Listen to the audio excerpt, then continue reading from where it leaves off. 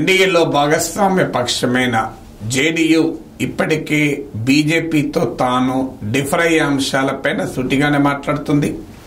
Already Agnipath scheme పైన JDU తన వ్యాఖ్య వినిపించింది. ఎన్నికలు అయ్యాక ఈ అగ్నిపత్ స్కీమును వెనక్కి తీసుకోవాలి అంటూ జేడీయూ ఓపెన్ గానే భారతీయ జనతా పార్టీకి, మోడీ ప్రభుత్వానికి సూచించింది. ఇక మరో కీలకమైన భాగస్వామ్య పక్షం, జేడీయూ కన్నా కూడా ముఖ్యమైన భాగస్వామ్య పక్షం తెలుగుదేశం ఏం చేయబోతుంది అని. జేడీయూ నాయకుల్లాగా బహిరంగంగా చెప్తారా లేదా అంతర్గత మీటింగ్ లో చెప్తారా అనేది ఇప్పుడు క్వశ్చన్. ఎందుకంటే స్పెషల్ స్టేటస్ ఉంది, బీజేపీతో డిఫర్ అయ్యే అంశాలున్నాయి. సో ఈ ప్రశ్నకు ఆన్సర్ కావాలంటే నారా లోకేష్ నిన్న సిరీస్ ఆఫ్ ఇంటర్వ్యూస్ ఇచ్చినట్లు కనబడుతుంది. నేను ఎన్డీటీవీలో చూశాను. ఇండియా టుడే రాజ్దీప్ సర్దేశాయ్కి ఇంటర్వ్యూ ఇచ్చాడు.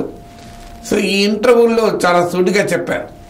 లోకేష్ గురించి ఆయన ప్రత్యర్థులు ఒక రాంగ్ ఇంప్రెషన్ క్రియేట్ చేస్తుంటారు. సో నేను ఆ సమయంలో కూడా చెప్పాను. నేను ఒకసారి 2017లో హాఫ్ అన్ అవర్ మాట్లాడాను. ప్రత్యర్థులు క్రియేట్ చేస్తున్న ఇమేజ్ నిజం కాదు. ఈఆర్ ఫెయిర్లీ క్యాపబుల్ టు స్పీక్. అయితే కొన్ని పబ్లిక్ మీటింగ్ లో అనుభవం లేక మాట్లాడిన దాన్ని ప్రతిదాన్ని ఇష్యూ చేస్తారు ప్రత్యర్థులు. గతంలో కూడా చెప్పాను.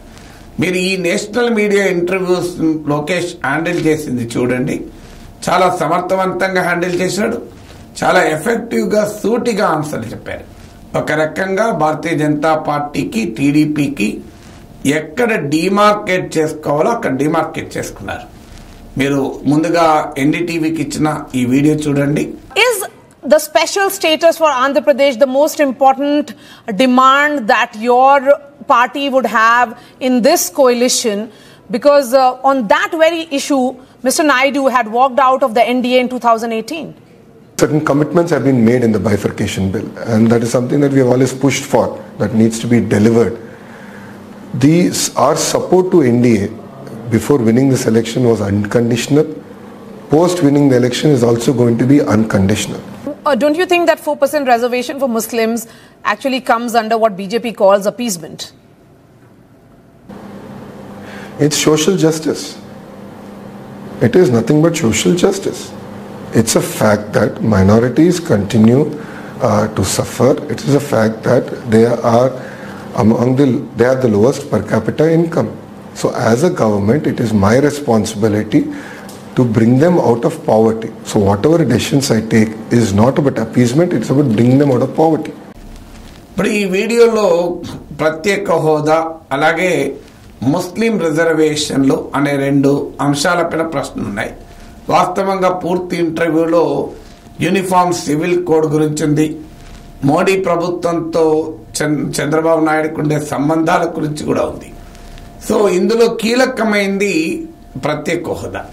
ప్రత్యేక హోదా మీద ఎన్డీటీవీ ప్రతినిధి చాలా సూటిగానే అడిగారు.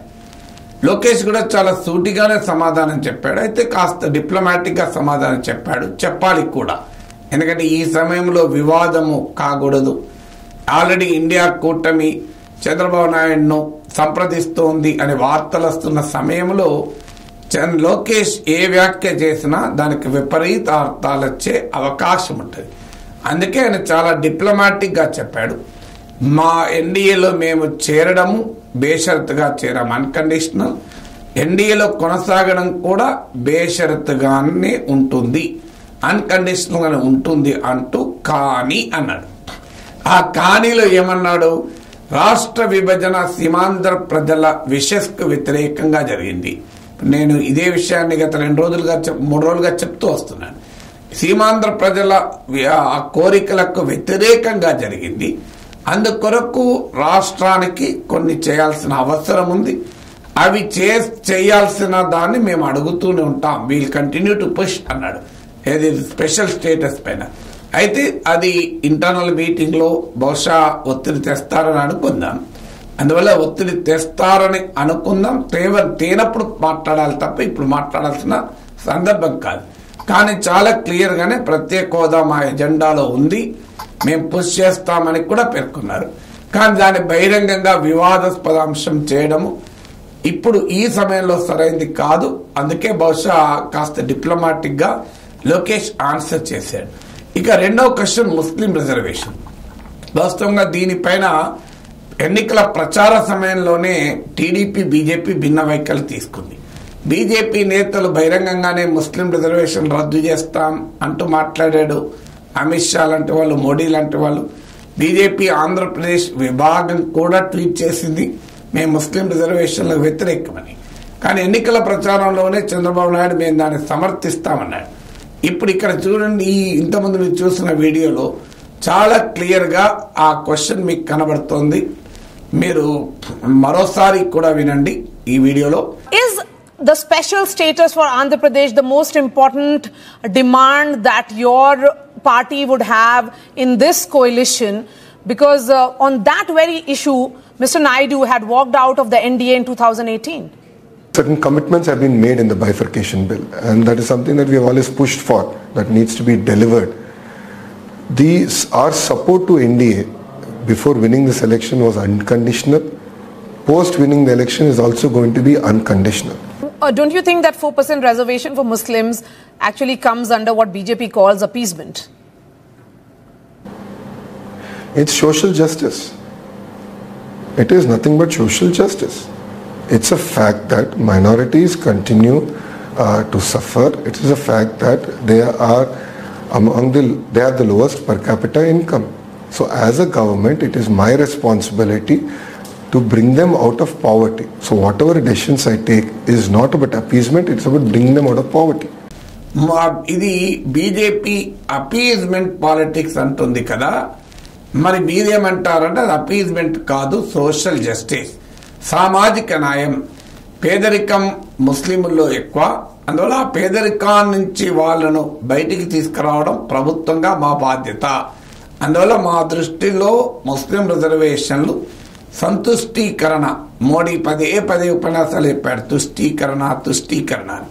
ఇది తుష్టీకరణ కాదు, సంతుష్టీకరణ కాదు. మా దృష్టిలో ఇది సామాజిక న్యాయమని.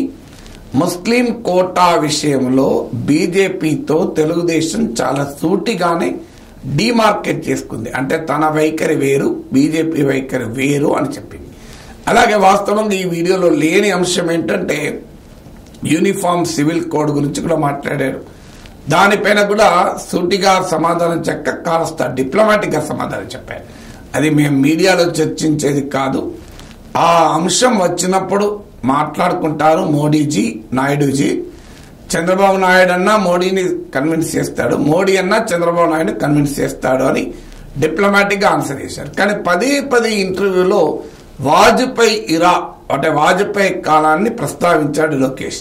అది బహుశా డెలిబరేట్ గానే చేసి ఉండాలి, కాన్షియస్ గానే చేసి ఉండాలి. అంటే మోడీ పని విధానం అందరికీ తెలుసు కనుక మోడీ ఏకపక్ష విధానం కలవదు.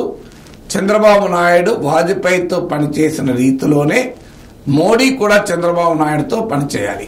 వాజ్పేయి వ్యవహరించిన రీతిలో మోడీ వ్యవహరించాలి అని పరోక్షంగా ఒక సంకేతాన్ని కూడా లోకేష్ ఇచ్చాడు. అందువల్ల ఇది చాలా షార్ప్ పొలిటికల్ రియాక్షన్. ఇది తెలుగుదేశం పార్టీ సరైన సమయంలో ఇస్తున్న రియాక్షన్. ఇలాంటి రియాక్షన్ నే గనక ఇక ముందు కూడా కంటిన్యూ చేసి ఎక్కడ మిత్రపక్షంతో కలవాలి, ఎక్కడ విడగొట్టుకోవాలి, రాష్ట్ర ప్రయోజనాలకు సంబంధించి మౌలికమైన ఐడియాలజికల్ అంశాల గురించి విడగొట్టినప్పుడు మాత్రమే సంకీర్ణ రాజకీయాల్లో భాగమైన నష్టం జరగదు. అలా విడగొట్టుకోకపోతే ఖచ్చితంగా సంకీర్ణ రాజకీయాల్లో నష్టం జరుగుతుంది. అయితే గతంలో లాగా కూటమి నుంచి బయటకు వచ్చి కన్నా కూటమిలోనే ఉంటూ ఎక్కడ డిఫర్ కావాలి, ఎక్కడ డిమార్కెట్ కావాలి అనే వైఖరి తెలుగుదేశం తీసుకుంటున్నట్లుగా లోకేష్ ఇంటర్వ్యూ చేస్తే కనిపిస్తోంది.